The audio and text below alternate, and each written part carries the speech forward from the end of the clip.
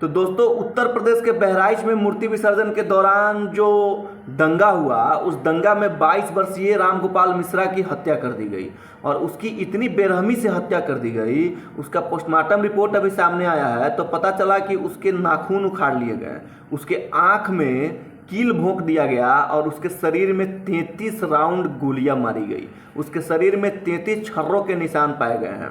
उससे पहले उसको करंट लगाया गया और करंट से भी जब मन नहीं भरा तो उसके पूरे हाथ के और पैर के नाखून को उखाड़ लिया गया। जरा सोचिए, उस रामगोपाल मिश्रा की सिर्फ गलती इतना थी कि वो एक हिंदू था। आपको पता होगा कि उत्तर प्रदेश के बहराइच में दुर्गा मूर्ति विसर्जन के दौरान एक बवाल हो गया। पहले दोनों एक विशेष समुदाय के मोहल्ले से वो मूर्ति विसर्जन गुजर रहा था। उसी समय दोनों पक्षों के बीच कहासुनी होती है, जिसके बाद घरों के छत पर से पत्थर फेंके जाने लगते हैं और उस मूर्ति पे पत्थर फेंका जाने लगता है, जिसके बाद माहौल खराब हो जाता है और इसी दरमियान अफरा तफरी का माहौल हो जाता है, भगदड़ मच जाती है।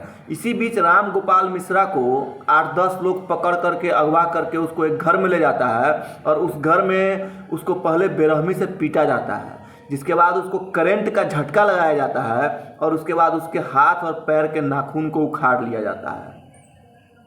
जरा सोचिए, उसको 33 राउंड उसके शरीर में गोलियां दाग दी जाती है।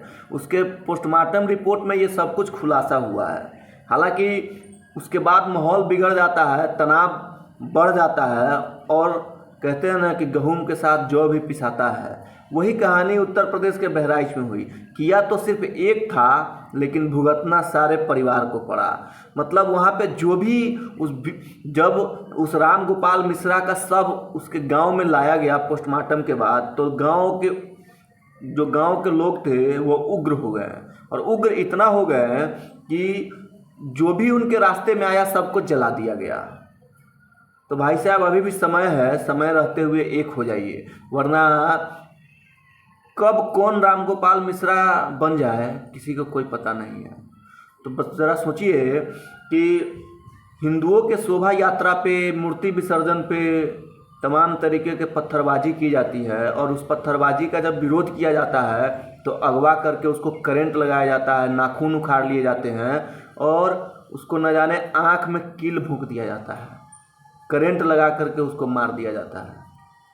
कोई थूक लगा करके रोटी बेच रहा है, कोई थूक लगा कर फल बेच रहा है, तो कोई मूत मिला करके जूस पिला दे रहा है।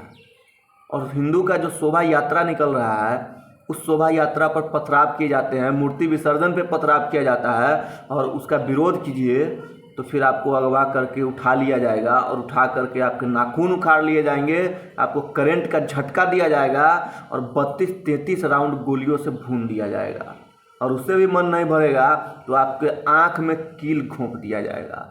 ये कहानी रामगोपाल मिश्रा की है। रामगोपाल मिश्रा को ठीक इसी तरीके से टॉर्चर किया गया। ये सब कुछ उसके पोस्टमार्टम रिपोर्ट में खुलासा हुआ है। जरा सोचिए, रामगोपाल मिश्रा की सिर्फ गलती इतनी थी कि वो एक हिंदू था, वो एक सनातनी था, सिर्फ इसीलिए उसको अगवा करके मार दिया गया। तो भैया, अभी भी समय है, समय रहते हुए एक हो जाइए, जात में नहीं बटिए। एक कहावत है कि कंधों से बड़ी छाती नहीं होती और धर्म से बड़ी कोई जाति नहीं होती।